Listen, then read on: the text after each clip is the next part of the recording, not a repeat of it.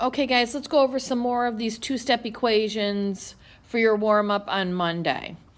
So as I start on this problem, remember our whole idea is to figure out what your variable is, because if it's W, then that means when we're done, it should be W equals something.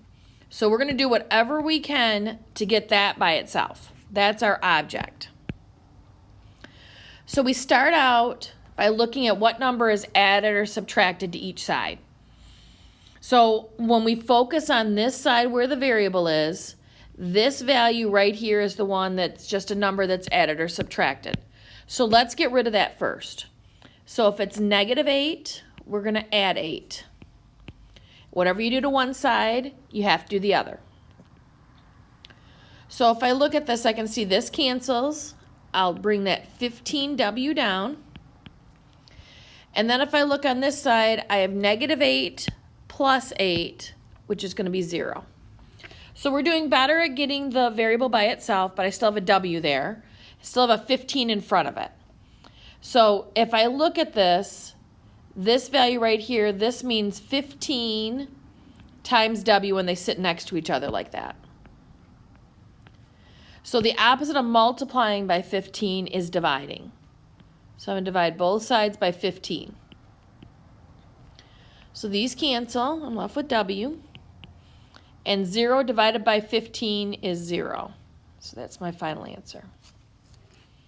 Okay, let's try another one. So if I want to solve this one, B over 6 minus 18 equals -24. So first of all, my object is to get this by itself. So I'm going to start by focusing on this piece first. So if it's -18, the opposite of that is adding 18. So -18 and +18 cancel. I'm left with B over 6. And -24 plus 8 is -6.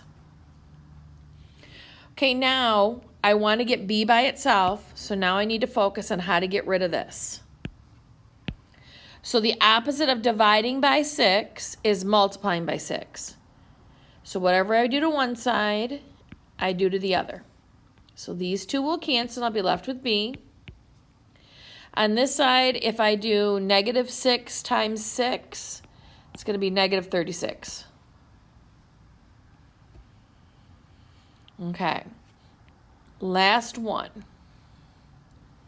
So on this problem, you can see that K is my value, so when I'm done, I want K to equal some number. That's what I want. So to get K by itself, I'm going to focus on the numbers I need to get rid of. So let's start with this one. So if it's -68, the opposite of that is +68. So I'm going to add 68 to both sides. This cancels. I'll be left with 5K. 92 and 68 is going to be 160. Now I want to get rid of that 5, and if I look at that 5, when it sits next to that K like that, it stands for multiply. So the opposite of multiplying by 5 is dividing. So whatever I do to one side, I've got to do the other. So these cancel, be left with K. 160 divided by 5 is 32.